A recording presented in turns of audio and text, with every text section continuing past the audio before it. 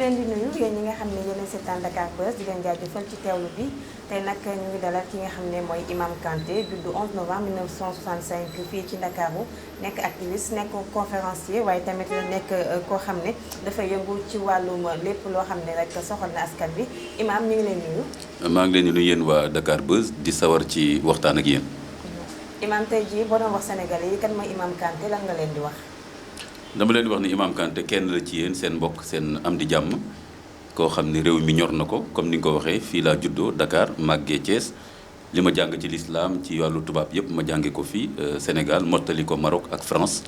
lépp loo xam ni day soxal réew mi daf ma yitteel kon citoyen engagé la pour deux raisons ndax l'islam dafa ñëw pour defar àdduna bi waaye tamit citoyenneté suñu constitution moo ñu may citoyen bi luy dox ci dëkk bi mu saytu ko joxe ci xalaatam. ñu ñëw ci li ma ko waxee luy soxal askan bi gis nañu ne fan yi coowu pétrole bi moo fi am ba ñu defoon fii benn kuréel du pekkoo aar lu ñu bokk ñu gisoon la ci tàmbali gi nga ànd ak ñoom di xeex benn cause jékki-jékki gisatuñu la ci lan moo waral nga génn foofu. waaw li ma njëkk a leeral mooy ni dañ ma woo boobu temps turu aar li ñu bokk sax amagul. man mi bokk naa ci ñi waxtaan ba ñu joxe boobu tur dañ ma wóolu woo ma kon du man maa sos kuréel boobu te dama yaakaar ni li tax ñu woo ma am na yeneen imaam yu fi nekk te kenn woowu leen kon dañ maa fekk ci espace public bi may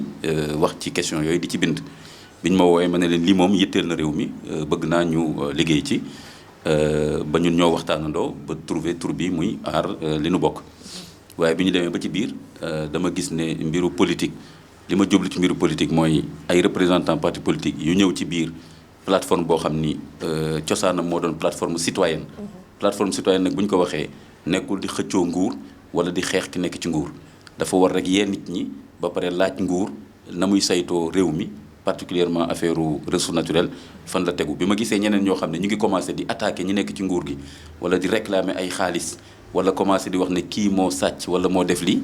ma ne leen kon loolu nekkatul woon objectif yi nga xam ni mooy ay objectif citoyen beneen bi ma gis ne bu fekkee ni nguur gi dafa wax ne bu ñu def marche tere ko dañu war a naxanteeg moom ba trouver leneen lu ñuy def waaye ñoom dañu jàppoon ne même bu ko nguur mayewul nañu def marche même bu amee ku ci gaañu wala ku ci faatu wala ay yàqute yitteelu leen nguur gi moo indi boobu problème d'accord ma ak ñoom ci ñaar yooyu gën jaa pour tënk moo tax ma ne leen kon léegi bàyyi naa leen parce que mënuma cautionner loo xam ni dalul sama xel ànduma ci mais nag maa ngi ba tey ci aar lu nu bokk parce que da ngeen ma ci fekkoon. ñu si bari bu ñu la gisee nga génn ci seen xel dafa xaw a ñaaw ñu ngi naan est-ce que imam gisantewul ak gouvernement bi ñu am nu ñu def ak moom comme ni ñu koy defee ak ñeneen ñi mu daal di rocceeku. dëgg la ñooñu seen xel ñaaw man dama leen koy nangul nit dong laa man mi. léeg-léeg nit def dara sama xel ñaaw ci kon dama leen koy nangul du ma malaaka boo xam ne dama naan kenn amul droit ñaaw njort ci man nit dong laa mën a doon damay assumer nag li ma def li ma mën a wax mooy ni amul benn kenn ci pouvoir bi wala benn nit bu mën a doon boo xam ni moo tax ma génn lu dul sama pas-pasu bopp sama gis-gisu bopp donc pouvoir bi amul kenn ci ñoom koo xam ni wax na ak man di ma wax affaire génnal aar lu nu bokk wala danañ la dig lii wala danañ la jox lii. d'accord donc imam est-ce que tey jii gis nañu Sénégal nekk imam ba pare bokk ci structure yooyu est-ce que nekkul lu metti bu ñu xoolee ci gis gi ni ñuy xoolee imam yeeg yooyu. waaw lu metti la kay lu metti la parce que maa ngi fàttaliku émission bi ma mujjee bokk jàkkaarloo bu mujj rek. ñëpp constaté nañ boobu problème muy contradiction la. c'est-à-dire que man dañ maa woo kaay ci émission xam kon ñoom ma woo kon ñoo ma génnee jàkk ci. ba pare ma ñëw fa su ma waxee ñu ne ma fii du jàkk xam kon day metti parce que man indiwuma fa sama bopp kon ñoom su fekkoon dañu jàpp ne imam jàkka rek la war a toog lu tax ñu woo ma ñoom ñoo ma woo ci benn émission dans l'espace public may wax sama xalaat ñu ne ma noo fii nag du jàkk ci man leen kon bàyyi leen ma dellu jàkk ci kon nag da ngeen war a régler problème boobu su ngeen nangoo ni imam mën na wax dans les espaces publics kon nag léegi da ngeen koy déglu mu wax léegi nag su fekkee wax naa loo xam ne àndu leen ci ñu argumenté mais bu leen ma wax dellul sa jàkka loolu moom c'est autoritaire te loolu jaaduwul kon nag day metti mais jaakaar naa ni bu fekkoon lu metti rek ñu daw dellu ginnaaw kon àddina bi du defaru xoolal yonent yi fi ñu jaar xoolal nit ñu baax ñi fi ñu jaar xoolal ñi nga xam ne ñoo changé seen réew ci lu baax xoolal Nelson Mandela xoolal Sankara ak yu mel noonu bu fekkoon dafa metti ñu daw kon lu baax du am ci kaw suuf kon nag lu mu metti man xam naa fi may teg sama tànk xam naa li ma war a jëlee ci l'islam pour defar ci Sénégal ak àddina bi xam naa tamit charte réew mi li ma may dinaa tamit jàngat lu ñuy wax défi ak enjeu yi lu xew lu nekk ma seet li ma jàpp ne noonu laa war a taxawee mën naa ci juum nag mais dinaa ko def ak conviction. d'accord lu jëm ci yorin bi nga xam ne moom la ñu yore ressources yu Sénégal pétrole gaz ak yeneen yow lan nga gisee ni ñu ko yoree Sénégal doy na la wala am na loo xam ne des na ci boo xam ne nu ñu ko defee woon mu gën a baax. doyuma loolu moo tax waa aar bi ñu ma woowee rek ma ñëw. gis nga affaire de ressources naturelles noonu maa ngi ciy liggéey depuis plus de 15 wala 20 ans parce que environnementaliste la. région Sénégal yi daanaka foog naa benn laa ci deful. donc te fa ma doon dem yëpp di liggéey ci affaire gestion ressources naturelles laa doon liggéey ak bonne gouvernance donc pétrole bi moo xew rek mais yàgg naa ci liggéey convention locale yooyu yëpp bokk naa si ñi doon liggéey kon ça me parle très bien effectivement niñ ko yoree des na lool boo xoolee rapport forum civil ak yeneen acteurs yi boo demee ci gox-goxaat yi dem ci communes yi dem fi ñuy defaree zircon bi dem ci c'est la catastrophe di nga gis ne ni ñuy exploiter or beeg yooyu yëpp fi ñu war a jaar yëpp am na problème population yi ni ñu ko war a jëriñoo surtout fa mu nekk am na benn fonds bu ñu leen war a jox doy na waar soit duñu leen ko joxee nu mu waree soit sax duñu leen ko jox ñoo ñu ngi ci ndóol ba tey te ay milliards la ñuy jëlee ci seen i gox kon loolu doy na waar lu ñuy wax étude d'impact maanaam am seet ko ba pare ba xam nu ñu koy jëriñoo ak tamit boo paree li nga war a fat ak tamit yeneen yi nga ci war a boole yëpp études yooyu dañ koy def ba pare ñu jël ko ranger ko ci tiroir yi def li ñu bëgg a def pétrole itam gis nga ni leerul li ci coow yëpp ni contrat yi mën nga ko lire mais am na ci biir ay mbir yoo xam ni leerul ba moo indi coow li kon des na problème mu transparence des na tam problème sax tamit équité ak justice entre n'est-ce pas les régions du Sénégal ak daal loo xam ni daal dal xel war nañ ci defaat ay jéego yu bari bari. d'accord ñu ñëw ci dialogue bi nga xam ne récemment président Macky Sall daal dina koy woote pour ñëpp daal di ñëw toog benn table waxtaan en tant que imam xam nañ tam porte de voix nga yow yaakaar nga ne loolu mën na antu. mën na antu ko mën na bañ a antu bu dee ci woote bi ci boppam loolu lu baax la parce que woote dialogue c'est important président bu nekk war na léeg-léeg ngay waxtaan ak parti politique yi ak société civile ak autorités religieuses yi pàcc yëpp daal baax na mu des nag man li ci doon sama xalaat mooy ni dama gis ne président Macky Sall bii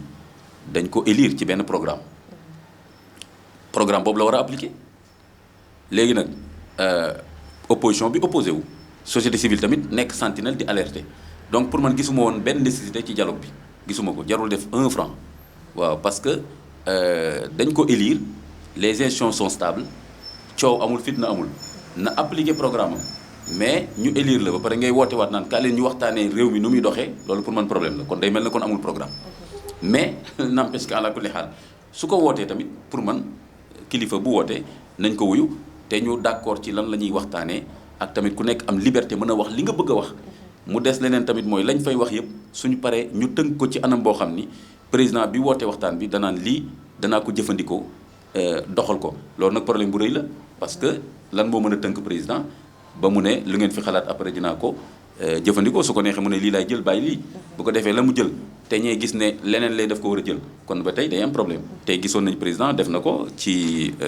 doyen Makhtar Mbow mu jox ko benn liggéey bi mu pare ay kàng fóore rek ñoo fa nekkoon. muy assises yi. pas assises yi sax après assises yi beneen assises yi sax waxoon na dina ko appliqué ñu gis ne am na lu mu ci bàyyi mais am na beneen liggéey boo moo gën sax assise parce que assise moom participé ci woon daf ko endossé après mais bii moom moo jëlal boppam xaalis jël doyen Makhtar Mbow ne ko defal ma liggéey bi mooy affaire proposition constitution ak ay réformes ñoom dañu liggéey ba daanaka sax proposé ko constitution bu bees mais lan la wax dafa ne naa seet li ma jàpp ne moo arrangé réew mi bon li arrangé réew mi mooy lan donc dialogue bi tamit lan moo ñuy garantir que suñu waxtaanee ba juboo ci dara daal ne santé lii lañ war a def bonne gouvernance bi lii lañ war a def lan moo ñuy prouver que ni moom dana jël loolu jëfandikoo ko ci 4 ans yi ko desee surtout que mandat bi dafay gaaw donc loolu mooy sama xalaat daal ci affaire dialogue bi. d'accord ñu ñëw ci mbirum Wally Seck Imam Kanté yow da ngaa jiiñ Wally Seck góor jigéen la wala déet. non wallaahi jiiñu ma ko amul fenn fu nit mën a génne ne jiiñ naa ko loolu moo xam ci wax moo xam ci bind su amoon ñu génne ko amul fenn dama ni nu muy doxalee ay colkaam ak ay message yu muy def dafa nekk koo xam ni milieu yooyu mi ngi leen di doxalal li ñu bëgg moom laa tuddee propagande loolu laa wax mais musuma ko muy moom muy keneen ne kii góor jigéen la wala homosexuel la comme ni mu ko waxee ci citation directe bi loolu amul fenn mais nag effectivement maa ngi maintenir ne njëkkoon na fi génne benn saagu jigéen mu heurté ñëpp mu génn ne maa ngi jéggalu mu solaat fi ay dessous yu kenn xamul ñu waxaat mu ne maa ngi jéggalu kon récidiviste la troisième fois bi mu ñëw defaat fi loo xam ni t-shirt boo xam ni ñëpp xam nañ ne dafa am fu mu bokk man dama gëm ne effectivement mënul woon ñàkk a xam ne t-shirt boobu couleur bi ci nekk couleuru milieu boobu la et que kon foofu laa waxee ni kon lëkkaloo na ak ñoom ci di leen joxeel ay message moo ko tayu ko loolu beneen question la mais loolu laa wax. d'accord mais citation directe bi est-ce que agsi na ci yow. agsi na ci man. agsi ci man depuis léegi mu def une semaine bu mu egsee ma jot ko jàng ko jox ko samay avocat man légaliste la citation directe bi étonné wu ma parce que procédure normale la ci wàllu droit man mii nit mën na ma tooñ ma defal ko boobu citation man sax tam mën naa leen ko defal ñoom parce que li ñu wax ne maa ko wax ci citation bi man tam mën naa leen wax ne dañ maa tuumal kon nag léegi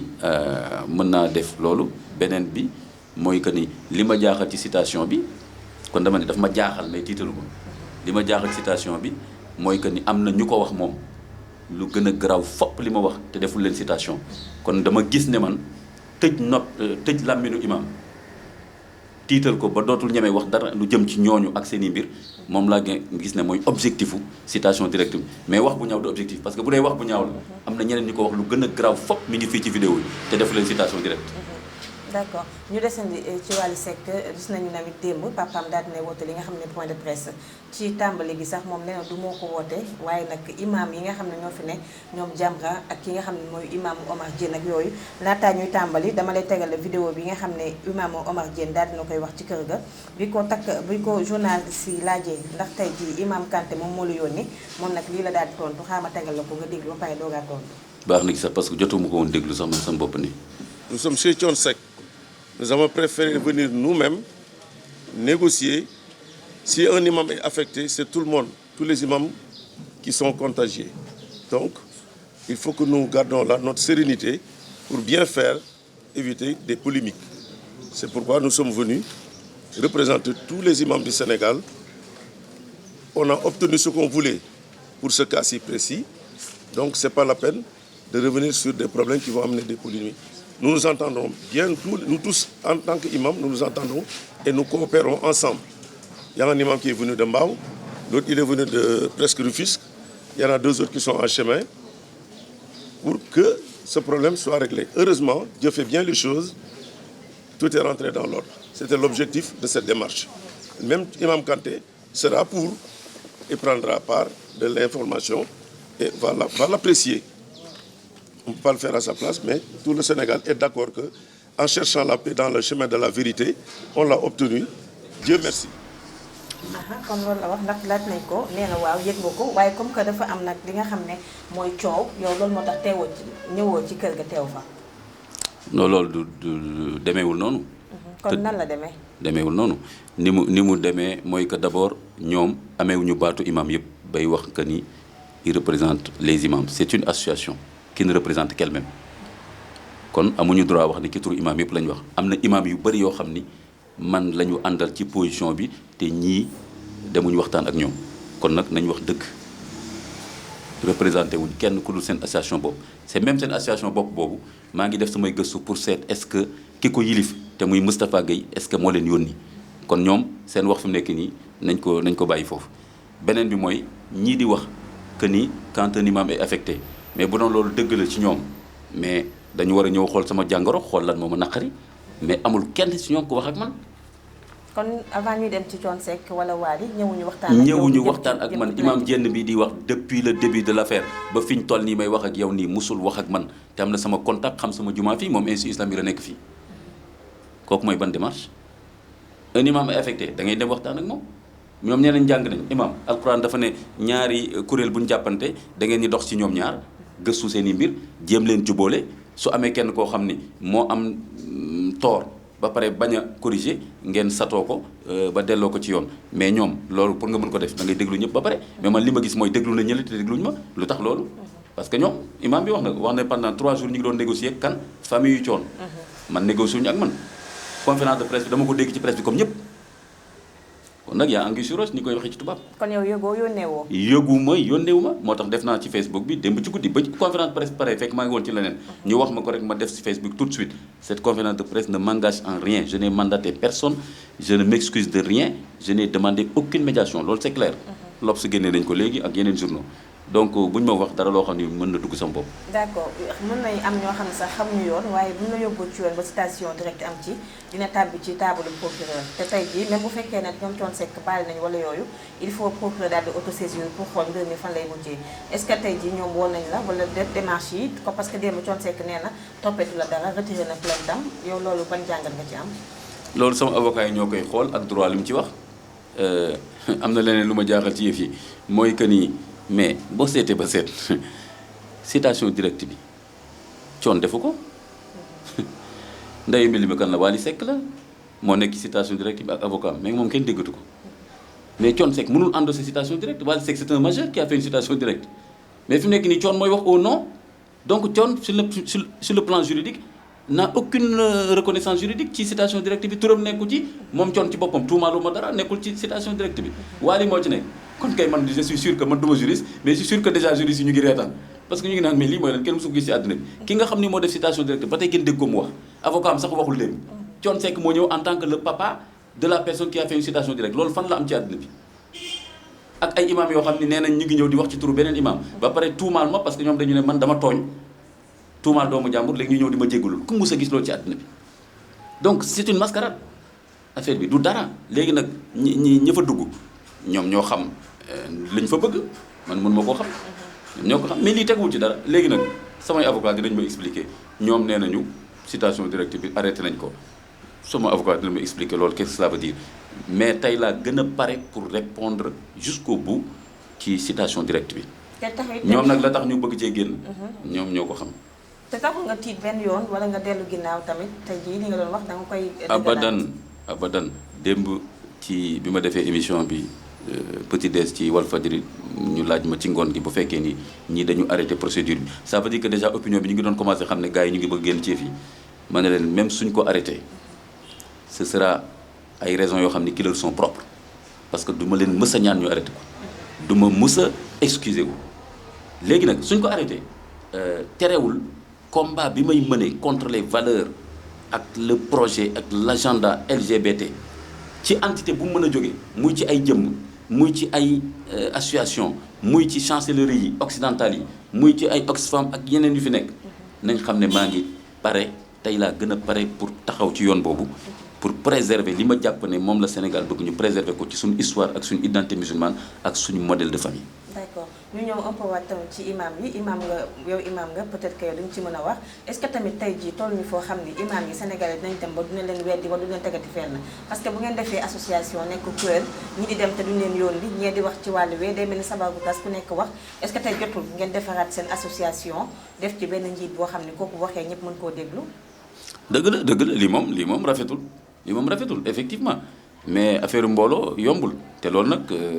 diine rek réglé wul loolu parce que xam nga nit ku nekk diine ni nga ko déggee ak la ci tax a dugg te xam nga nit li nekk ci xolam ak xalaatam lu jafe kii la yàlla rek moo xam da nga doon gis yonent yi seen bopp nga gis seen njaboot ñu àndul ak ñoom wala ñu ànd ak ay nit ba mu yàgg nekk ay naafeq lañ donc loolu wax dëgg yàlla histoire diine yëpp am na boo demee tey ci église ñu wax la rayante yi amul depuis des siècles islam noonu la budul sax loolu jëlal parti politique yi donc nit moo mel noonu kon buñ jàpp ne imaam yi ñëw jékki-jékki rek saay bëgg àddina nit moo mel noonu léegi nag am na ñoo xam dañuy am nattu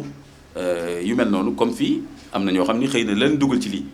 ñoom ñoo xam mais dama jàpp ne en tout cas li ñu def rafetul parce que man bokkuma ci seen association ba ñuy wax ci sama tur te ku nekk am nga droit def sa association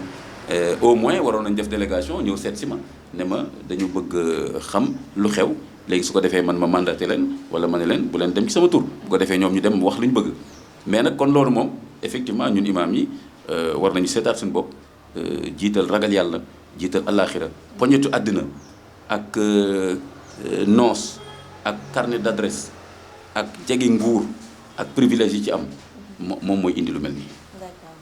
imam l'islam yaakaar naa daganul li nga xam ne mooy musique l'islam da ko sip wala dañ ko araamal. waaw xam nga loolu sax man boo gisee dugguma ci débat boobu parce que question de fond bi pour man du woon loolu li may reproché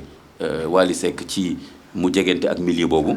pour man mooy lu doy waar loolu nga xam ni mbiru ñaari tur yi nga xam ni bàkkaar yàgg na ci àdduna te dana fi nekk ba àdduna di tukki te yàlla mosu ci këpp réew comme ni mu ko këppee ci bàkkaar boobu kon ça veut dire que effectivement bàkkaar boo xam ne dafa nar a alak doomu aadama moo tax yàlla alak xeet bi ko commencé woon pourtant ñooñu doon nañ bokkaale yàlla di def yeneen bàkkaar te yàlla alagu leen ndax loolu mais mi ngi leen alag ndax li ñuy wax amalu xaw mi luut waa luut lañ doon jëf léegi nag su ko defee question bi lan la encore. ndax musique dañ koo daganal wala déet. ndax boo gisee ma laaj la ko démb ci conférence de presse bi. ki nga xam ne mooy Mame Makhtar Gueye imam la. bu ñu waxee imam xam ne imam jàng na. toog na bay wax waa kër Wally Seck tey jii moom pare na en tant que imam Wally Seck bu dana dem concert sax mu ñëw wax ko ne ko lii lay sol wala déet kon mu ne ko mu nekk koo xam daal da koy manager yow loolu loo ci jàngat. li may njëkk a wax mooy Mame Makhtar Gueye xamaluma ko mu nekk imam mais ni ngeen ko laaj. xamaluma ko ne imam la mais na ngeen ko laaj beneen bi mooy effectivement question de fond man ñëpp xam nañ ni imam genre réformiste la c'est-à-dire que am na question yoo xam ni dafa am ñoo xam ne dañ ciy taral ak ñu kii donc question musique boobu pour man ça dépend musique mën na dagan ànd ak ay wayam sell comme tamit mën na araam ndax contenu ba ak nañ koy defee ak ña ko séq nu ñuy jaxasoog yooyu donc moo tax question boobu moom beneen question la mais en tout cas li ma wóor mooy musique comme bii Wally di def comme moom moo tax ñuy wax bii moom daganul moom. mooy bu mbalax beeg yooyu. waaw mbalax boobu noonu ak nañ koy defee jaxasoo beeg yuuxaloo beeg góor ñeeg jigéen ñi jaxasoo nangam loolu moom du bii la islam daganal kon nag ku xam sa lislaam dana ma jaaxal nga ne da ngay dem pour kuy def lu mel nii nga am côté yoo ko arrangé daal ba mu kon ne li muy def nii wala sax di wax ne wërsëg bi ko ci yàlla jox wërsëg bu am solo la bu ko kenn añaane dégg naa bi jungo muy wax loolu imam bu bëgg a teraanga bi yàlla defal Wally na lem génnam ba mu nekk oo mu toog ci. moom yow lay waxal parce que mi ngi ne sax yow gënoo ko nekk imam. wax na ko mais li ma jaaxal moom du gor parce que moom bu doon imam la démb dafa waroon toog ci table bi mais dafa wuti yeneen imam ñu toog man dama bëggoon gis nga imam Ngoné mais gisuma ko j'ai pas vu gisuma ko daw na dellu na ginnaaw bàyyi imam yi ci kanam kon vrai imam yi toog nañ même d'accord maak imam yooyu sax mais quand même ay vrai lañ ñu toogoon di jéem a góorgóorlu mais moom dellu na ginnaaw bu ko defee nee naa imam yëpp nañ ko boycotté moom comme mënal na boppam yilif na boppam naa imam bu fees sa ànd dégg li mu wax nee na bépp imam muqaddam bu fi wax dinaa la tontu ngeen lem seen geen ba mu nekk roo ngeen toog vraiment ku dem ci kër Ngoné ndax am na ngénte wala am na dëj nga xam ne imam boobu xanaa dafa déggul li mu wax léegi bu amee ngénte wala dëj kon ku koy tuddal boppam imam la mais imam bu jigéen wax dëgg yàlla gisaguñ ko Sénégal bu faatoo tam mu julli boppam imam bu jigéen amagul Sénégal bu faatoo mu jullee boppam imam bu jigéen mën na am sax charia may na ko day jàng li mu war a jàng ba pare am jikko yi mu war a jikkoo ñu wóolu ko kooku mën na di jàngal jigéen ñi am na Maroc bu ñuy julli sax seen biir jigéen mën na jiite yooyu yëpp xam nañ ko ci fiqh ak charia mais yow tamit xam nga ne bijou loolu taxu koo wax imam yan plan d'action ngeen na nga def yaa ngi koy wax léegi lu jëm ci wàllum góor jigéen xam nañ lu si waykat rek la ñuy aw dañuy am ci ONG yi dañuy am ci yeneen association ak loolu yéen en tant que seen kuréel buy xeex wàllum góor jigéen ci biir Sénégal yan plan d'action ngeen na nga def pour xeex mbir mi waaw góor jigéen lesbienne xam nga ñoom sax seen LGBT bi dafa compliqué ba nga xam te mbiru seytaane toujours day compliqué dëgg moom day leer kii li ñu nekk ci àll bi yëpp kenn xamul lan la G bi compliqué na B bi compliqué na T bi compliqué na T bi ay suutee la mbiru seytaan noonu lay mel moom alquran wax na allahu waliyyu alladina amanu yuxrijuhum min azulumat ila nur yàlla mooy féete ñi gëm daf leen di génnee ci lëndëm yi yóbbu leen ci leer bi des ténèbres vers la lumière parce que ténèbres kon noonu lay mel la LGBT ténèbres c'est une nébuleuse maanaam bépp nit bu saay-saay rek dawal dugg LGBT léegi boo bëggee visa léegi Belgique yëpp ni neel LGBT la bokk rek nga dem am sa visa mais nekk le plus grand scientifique actuellement les plus grands universitaires du Sénégal dañuy am problème mu visa France parmi nos meilleurs intellectuels mais neel LGBT rek nga xool 3 jours nga am visa nga dem Bruxelles wala nga dem Paris ñu wutal la kër gu rafet dugal la ci carnet donc c'est un programme mondial léegi nag mais ñun tamit comme c'est une question globale qui traverse tous les secteurs chancellerie occidentale yi fii en particulier Pays-Bas ak Canada yore nañ agenda boobu tey jii boo bëggoon léegi ay milliards nga defar association léegi nga dem foofu ne leen loolu laay sensibiliser Sénégal ñu jox la ba nga doyal. est-ce que am na ñu ko defal fii Sénégal. am na ñoo xam ni am na man ñu ma wax ni jox nañ leen ko ñu bañ vérifié wu ma ko ñàkkul am na ñeneen ñoo xam ne ñu ngi koy def de façon plus ou moins cachée par la sensibilisation man am na yu ma ci xam yoo xam ni par exemple côté au nom de la sensibilisation par rapport aux maladies sexuellement transmissibles ñu joxe ay numéros am ñu formé ñuy wax ak jeunes yi directement te seen parents yi sax duñu yëg par exemple loolu c'est un agenda caché ah des fois bàjjenu gox yi des fois dañuy dugg ci kër yi di wax ak jigéen ñi loo xam ne seen jëkkër du ko fekkee loolu programme yooyu lan la fan la jógee programme nu mu tuddati affaire avortement yeeg yooyu def naa ci benn débat ak ay femmes médecins yëpp nii ma ne leen lii li ngeen di def yëpp nii est-ce que c'est légal mais coow li nekkul ñi naan non article bi dafa wax lii leerul ñi naan ci ma ne yéen li ngeen def c'est même pas sûr que c'est légal parce que rek vous avez des fonds te fonds yooyu da ngeen war a expliquer nit ñi quels sont les objectifs bi Trump waxee dootuma financer affaire avortement presque amatuñ dara ñu daw dem Canada moom ne dinaa ko financer kon nga gis ne nébuleuse la on doit être vigilant pour xam lan la ñuy dugal ci réew mi est-ce que ànd na ak ñun valeurs yi ñu bëgg a préserver et que valeur boo ko waxee rek mooy loo xam ni xaalis mënu koo jënd lu tax xale yu bëri léegi ñu naan góor jigéen leen ay vrai garçon yu nekk fii nga xam ni boo leen mayee jabar léegi ndaw si ëmb dans une semaine ñu naan ay góor jigéen leen xaalis moo tax xaalis lu tax xale yëpp nekk ay franc-maçon léegi xaalis rek la franc-maçon doy dara franc-maçon loo xam ni kenn xamul sax lu ñu gëm xaalis rek moo fay dugal nit ñi ba pare franc-maçon affaire opportunisme la dañ lay fekk nga nekk cadre ñu ñëw dugal la duñ fekk xamoo dara ñu jël la dañuy pare ne dañ la fekk nga nekk dara ba pare yow nag sa ñàkk gëm yàlla nga foog ni ñoom ñoo lay dolli nga dem dugg fa ñu lay fonto affaire góor jigéen itam léegi xale yu góor yëpp ni mën nañ tëb rek nekk ay góor jigéen loolu dafa mën ne xaalis rek donc il faut que ñu xam xaalis fu mu war a yem ak tamit suñu valeur xaalis mënu koo jënd donc éthique boobu ñu soxla ñun ci wàllu boobu lay xeex. d'accord léegi imam ñu jëm tamit ci li nga xam ne mooy wàllum tabaski passé nañu korité te gis nañu ne tabaski bari na comme mel ni ñaari lislaam moo fi am ñaari korité mooy am ñaari tabaski mooy am ak yooyu lan ngeen di mën a def ba nga xam ne bu korité jotee wala tabaski rek ñu daal di koy defandoo benn. waaw loolu xam nga loolu tam xaw na fi yàgg depuis sëriñ si man maa ngi fàttali depuis mu nekkee xale yi say 4 heures du matin ñu ne sëriñ bi nee na lii sama taalibe fële loolu yëpp li ko indi mooy lan mooy ñàkk d'accord ci tegtal yi maanaam critères yi nga xam ni moom la ñuy basé wu pour wax ndax weer bi commencé na ak ndax jeex na tant que réglé wuñ loolu wute day am boo ci doolee nag tarixa yi ku nekk sëriñ bi nga wóolu ñu dolli ci ne ñii ibaadu lañ ñii salafit lañ ñii Arabie Saoudite la ñuy topp ñii ñeneen la ñuy topp loolu yëpp soo ko ci indee mu gën a compliqué mais kon tant que taxaw ñu réglé yan critères la ñuy utiliser dina compliqué mais man par exemple en tant que chercheur li ma gis ne tey calcul astronomique xam-xam boobu buñ ko ci dugalee bu baax a baax mën na waxuma la sax wàññi wuute bi mais mën na ko sax régler mu nekk un problème purement scientifique te man gis naa ni affaire weer c'est un problème scientifique c'est pas un problème de mystique wala ay ki ma wóolu ki ma wóoluwul problème de cycle boo xam ni déterminé nañ ko xam ko su ma waxee loolu ñu naan ma non mais gis bi ma ne leen heure julli fi nekk nii amul kenn kuy taxaw ci mbedd mi di natt sa taqandeer takku sax mais c'est des heures c'est un calendrier perpétuel boo demee jàkka boo dem tey ci àddina bi dañ lay defa heure julli yëpp pendant un mois pendant toute l'année calcul astronomique la donc nañu appliquer calcul astronomique bi ñu ko appliquer au soleil ñu appliquer la lune ma def fii benn sermon ma ne les musulmans font confiance au cycle du soleil ils ne font pas confiance au cycle de la lune contradiction c'est le déclin intellectuel c'est l'obscurantisme. D'accord démb it ci point de presse bi xam nga t-shirt bi moom wax dëgg yàlla moom sax contexte boobu la ñu jël pour tey jii invité la fi bu ñu paree di def benn interview ak ki nga xam ne mooy Thione Seck laaj nañ ko ndax gis nañu fi wax nga ko léegi bu mu jëlee woon saag bi après daf ko dagg ci kanamu askan wi yëpp coow li jeex. waaye bii t-shirt bi nag ba mu papaam pare ñu koy laaj ñu ne t-shirt bi Wally dina ko solaat yéen ban ba taxawaay ngeen nar a amaat. ah loolu la wax. waaw dégguma ko voilà kon nag mi ngi noonu su ko defee kon feddali na ne dina ko solaat su ko defee liñ ci coow yëpp kon moom yoonam newu ci kon imaam yi nga xam ne nag ñoo fa demoon naan dañuy def médiation man looloo ma ci jaaxal parce que suñu ñëwoon wax ak man dinaa teg ay critères daal ne su ngeen bëggee juboo am damay teg critères yi mooy que ni Wally na lakk t-shirt wala mu xotti ko comme sac ba wala lii ak lii su ngeen ko mënul ngeen génn ci mais ñoom dem nañ kon wax ak moom lu ko neex moom tam wan na leen ak fulla ak fayda dégg naa ko tam mu ne lu doy waar dégg naa ko mu ne bëgguma góor jigéen xaw ma góor jigéen du ma leen fréquente et cetera mais suñu ma mayee xaalis ma jël balaa ñuy egg ci boobu bii fi lañ koy laajee mu daal ne t-shirt bi nag Wally dina ko solaat.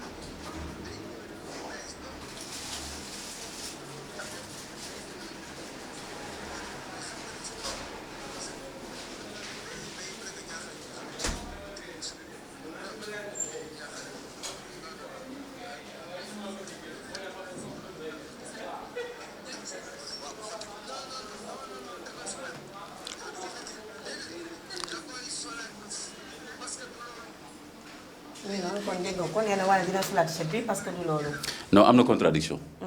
parce que bi ko waa ji laajee daf ko ne su ko xamoon du ko sol kon moom su ko xamoon du ko sol kon moom d'accord na ni lii jarut a sol mais ñàkk a xam moo tax mu sol ko kon boo xeetee ne dina ko solaat kon loolu may maa tey maanaam naa xel imaam yi dofuñu de imaam yi dofuñu de bu fekkoon lii lu jaadu la rek danaan lu tax du ko sol mais dafa ne su ko xamoon du ko sol kon moom nangu na ni lii du symbole bu positif ba mu yàgg mu ne encore dana ko sol parce que dafa ngéwéle kon nag gis nga contradiction yi ça c'est Thione donc mi ngi noonu bon li mu wax ci jigéen ñi keroog ñëpp dégg nañ ko. waaw loolu sax démb nag jégalu ci waat na si. ah loolu dafa moom yaramam moo tàngoon. c'est le minimum su ko defee nag kon affaire t-shirt boobu kon Wally ci li ma jàpp man mooy mënul woon ñàkk d'ailleurs même Thione li mu wax ne su ko xamoon mooy wane ni kon xam nañ loolu léegi Wally ci boppam man li ma jaaxal mooy comme li ma la wax rek mooy citation directe bi Wally moo ko def mais fi mu nekk nii papa ji rek mooy expliquer di wax li mu nar a def ak li mu narul def mais on est dans quel monde mais ana Wally c'est pas un majeur mais Wally xale bu ndaw la il peut pas s'expliquer waroon na ñëw d'ailleurs dem. waaw waroon na ñëw parce que journaliste yaa ngi ko doon xaar. fu mu dem donc mais papa warul expliquer wu parce que on est dans un régime de droit boo xam ni majeur bi porté plainte def citation directe c'est à lui de s'expliquer mais fi mu nekk nii bu ñu demoon tey tribunal mais procureur bi du woo Thione man lay woo laaj ma sama identité woo kooku tamit bu fa nekkul tam ñu woo avocat am mais du ñëw ne da papam ñëw wax foofu mos a gis loolu. léegi li jëm xanaa ñu woo ko comme tey mooy wala dara te du ko mat sax li Thione Seck wax démb nee na moom bu ñuy marche góor jigéen tey yéen imam yi bu ngeen doon woote di marche ci góor jigéen yi bu ngeen ko woowul baalu leen ko ndax mu ngi koy jiitu ndax bëggul góor jigéen te itam bëggu sax xam ku nekk góor jigéen waaye itam bu ñu ko mayee xaalis mu jël. lu doy war la boo ma mayee Wally moom ba mu solee t-shirtam bi à la veille de la Gay Pride coïncidence boobu c'est assez bizarre ñaareel ba nga sol dara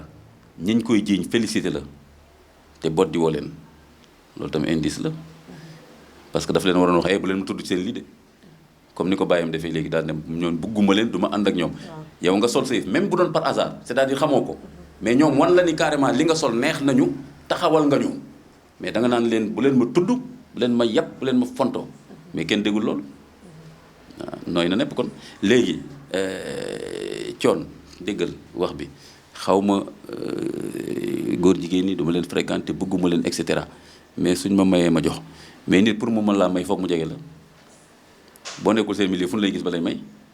mais xam nga bu ñuy concert wala ñuy way ku nekk ñëw doo mën a identifier kii et kii. nooy xamee ni góor jigéen la ñoo ma may moom xam na ko parce que dafa ne suñ ma mayee ma jël yow bu ñëpp di fecc nii nooy xamee ni kii góor jigéen la bay xam ne moo la may noo koy xamee kon détails yooyu ñoom ñoo ko xam. fu ñuy yóbbu ay jigéen sali pour tëddee leen yooyu man xaw ma ko ñi xam yooyu ñoo war a expliquer Sénégalais yi c'est clair. ñu ngi lay jaajëfal ñu bàyyi la nga tàggatoo.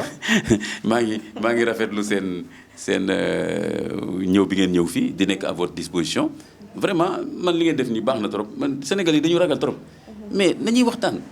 donc pour ay débat de société la pour man au-delà de Thione et de Bijou et de Wally c'est des questions de société yu am solo. LGBT li ñu bëgg samp fii bu ñu ko fi sampee l'islam jóg dem yoonam ñu nekkaat ay ceddo li sëñ Touba liggéeyoon El Hadj Malick liggéey ko bu Njaasaan ñëpp ñu yar ñu ci ñu judd ci day dem yoonam léegi nag looloo tax ñun ñuy xeex léegi nag kon ay débat la ñu war a def société yëpp ñu ngi ciy def débat France temps yi ñu ngi ciy def débat États-Unis fan la ñu war a yem ci lii ak nu ñu ko war a tëddee ci réew mi kon débat boobu la bu ñu ko ragal nañ ko xóotal def ci débat ba pare ñu définir Sénégal la lañ fi bëgg ak li ñu fi bëggul réew yëpp dañuy def noonu kon il faut pas qu'on se comporte comme des gamins lu ne ñu ragal ko lu ne na bàyyi nii fitna nangam ak nangam suñ ko réglé wul discuter ci ba xam lan lañ d'accord ñeneen ñu ko réglé ñoom ñëw imposer ngi seen modèle ku mel ni man nag nanguwuma loolu. d'accord jaajëfal nañu bu baax bonne journée. yéen itam yéen ñi doon seetaan ñu ngi leen di jaajëfal bu baax di leen jox dig daje beneen yoon ak beneen invité.